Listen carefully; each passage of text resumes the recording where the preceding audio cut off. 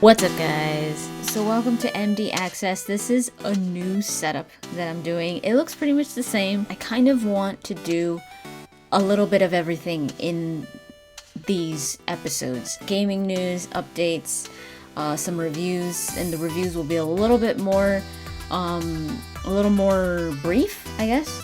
A little more to the point. I also wanted to say that I won't be going to E3 this year.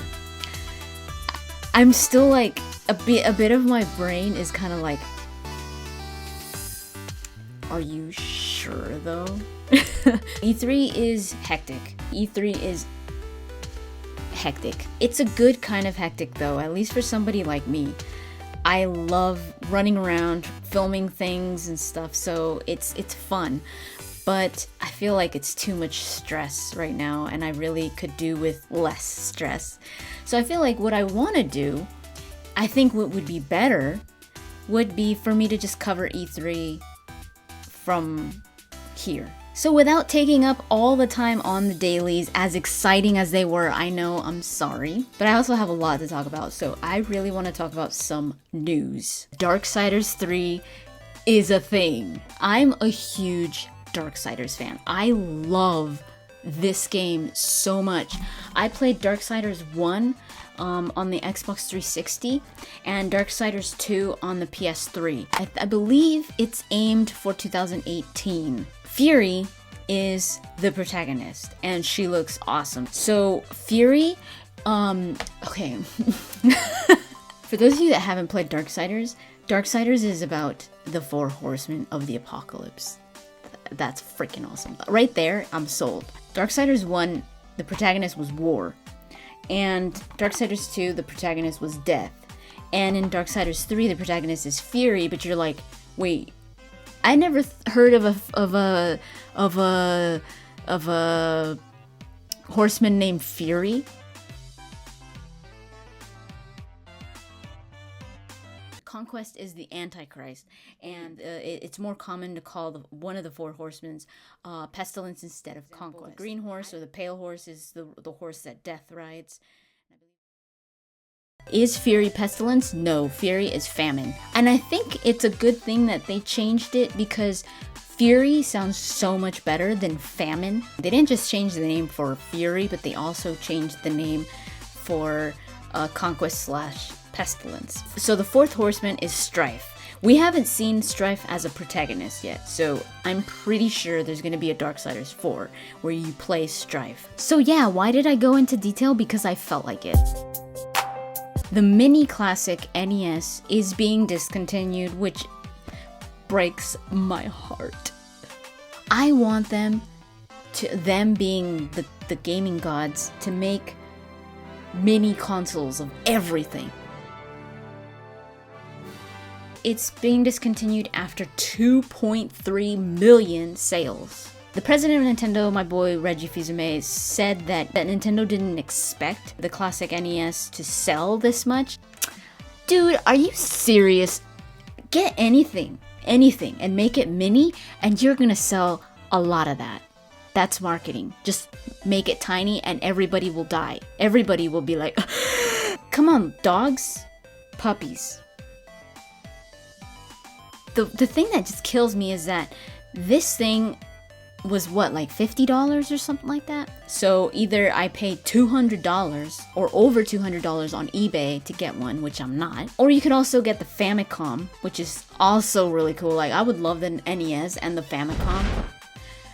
Damn it. But now the mini classic Super Nintendo is going to be released most likely at the end of this year, so holiday season, and I'm like, yes, thank you. I'm gonna pre-order that thing like so fast, and it's most likely gonna come with 30 pre-installed games like the NES. That's what we're guessing. Number 1 is Turtles in Time. I love that game. I played that game so much. In the arcade, at home, they need to have Ninja Turtles, Turtles in Time. Mario RPG. Mario RPG needs to be on there. That is an absolute classic. And so many people, it blows my mind, but so many people haven't played Mario RPG, and I'm like,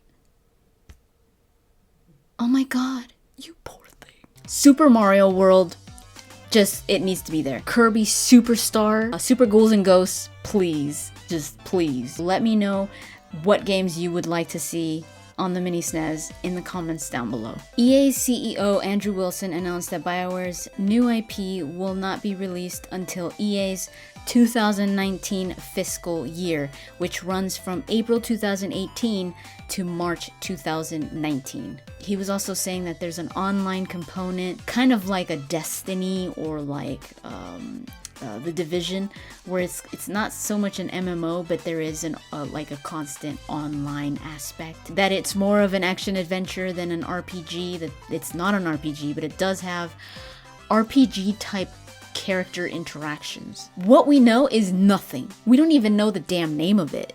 I mean, for all we know, that's what it's called. IP. I believe it's going to be officially announced this E3. We shall see, hopefully. I mean, best of luck to them. Seriously, best of luck. And now, let's see what you guys are saying. Randy Omar, thank you so much for the email. He says, have you played Sherlock Holmes, The Devil's Daughter? It's supposed to be the sequel to the first game, and I know how much you hated the first. But who knows, maybe this one is different. And would you be willing to play Hand of Fate? It's a very cool concept. Check out the trailer if you want. You know what? I shall check it out. But first, let's talk about Sherlock Holmes. I think it came out last year or 2 years ago or something like that. I saw the trailer for it and I was like,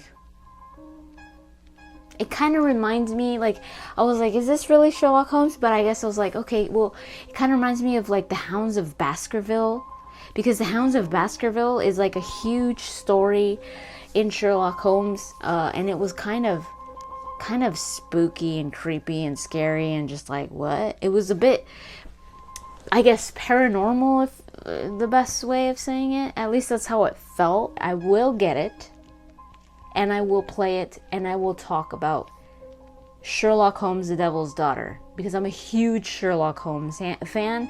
In the previous one, I just hated it to death. I could not finish playing it. So we'll see what I think about this one. Thank you so much for the suggestion. Now let's watch this trailer. And I'm kind of wary of like putting the trailer here. Some developers are really, really bad about putting their stuff up on YouTube, as you all should know by now.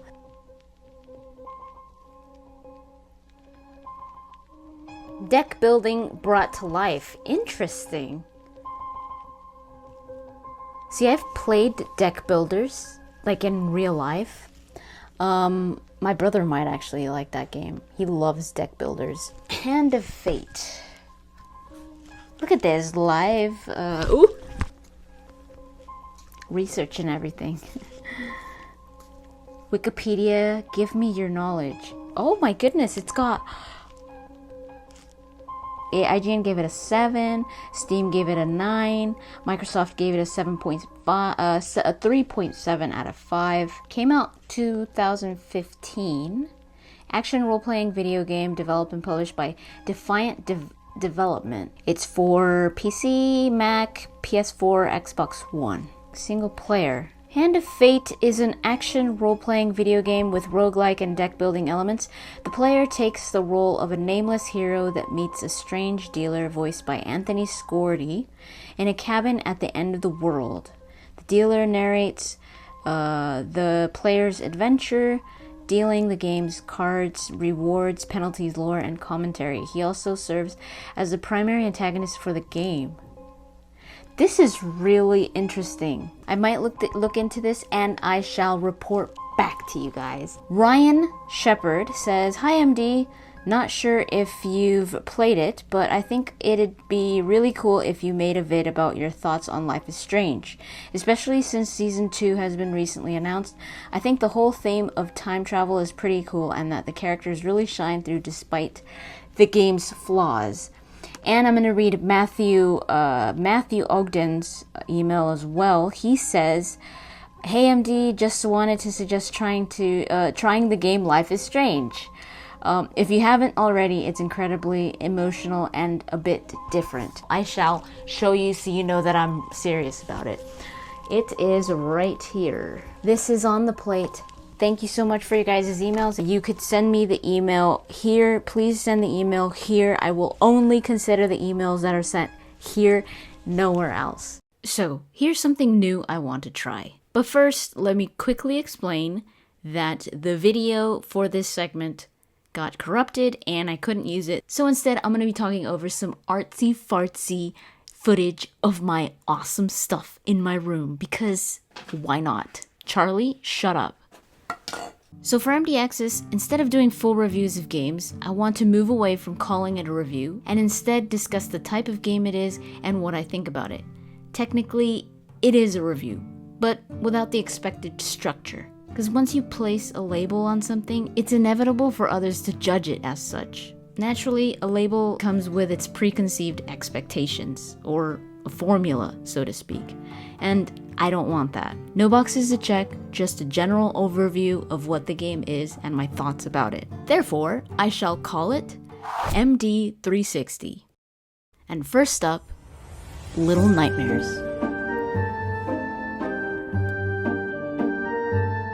It was developed by Tarsei Studios and published by Bandai Namco. So what originally made me want to play Little Nightmares was the way it looked.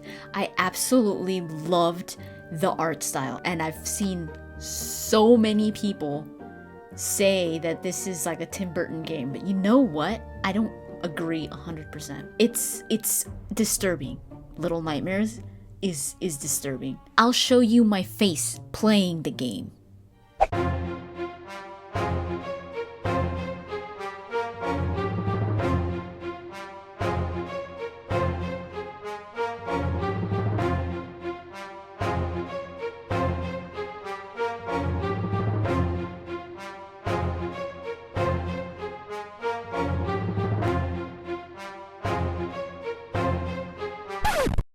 And as dark as Tim Burton's projects could be, there's always some kind of eccentricity that is almost comical or quirky. There's darkness within the light, or there's light within the darkness type of thing. With Little Nightmares, that's not so.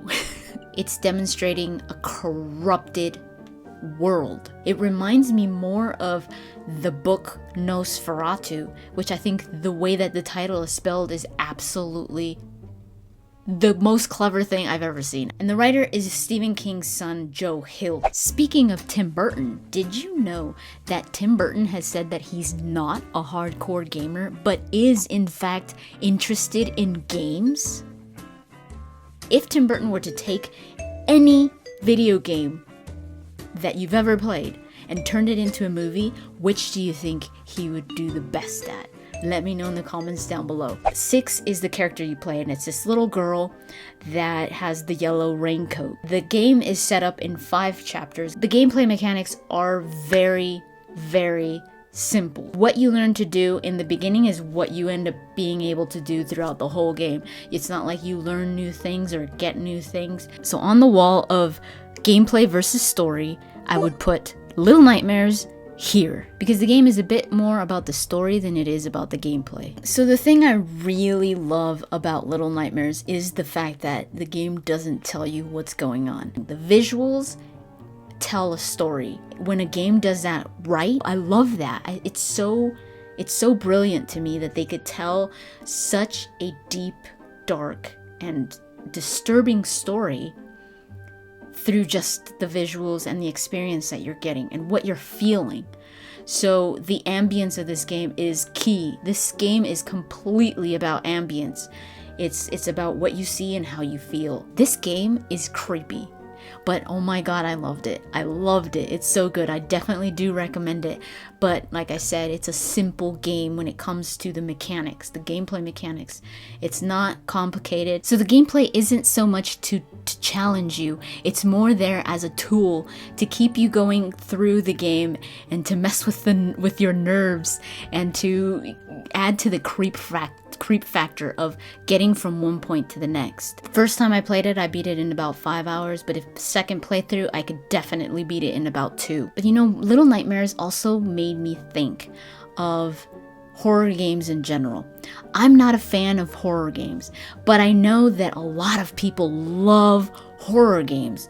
They love to get scared, and they love seeing other people get scared. And I'm like, what is that about? And even when I was playing Little Nightmares, I'd get scared or I'd get creeped out, and then I'd laugh afterwards. And I was like, what is that?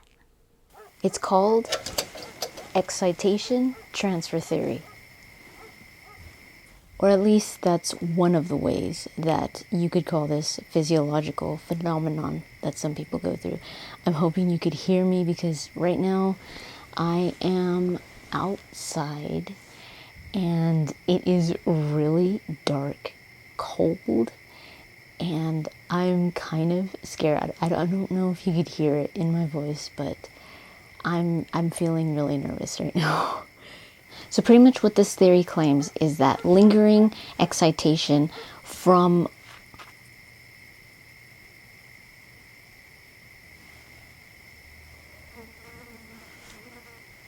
one stimulus will amplify the response to a different stimulus. It's also known as the thank goodness that's over. So the response of you being actually terrified is immediately followed by the feeling of relief when the experience is over, or whatever. You are like, it just makes you feel so much better that you're fine. Right. So that makes sense. That's like, thank God I'm alive type of thing. It's instinct. But why do people enjoy this?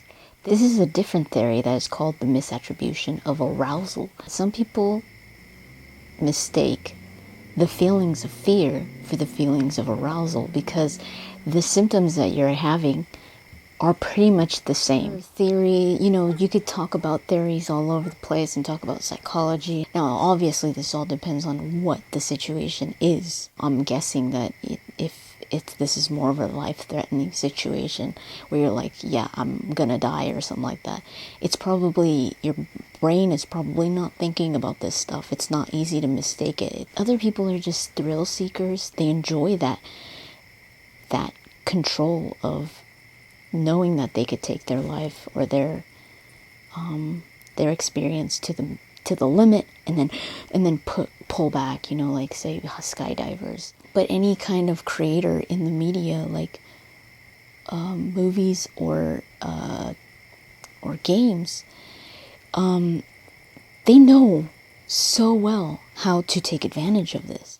They were also talking about, in this article that I was reading, about this, how when you know that something is fake, for example, when you're watching a movie or playing a game, your brain knows it's fake. You're having real responses. You're actually scared.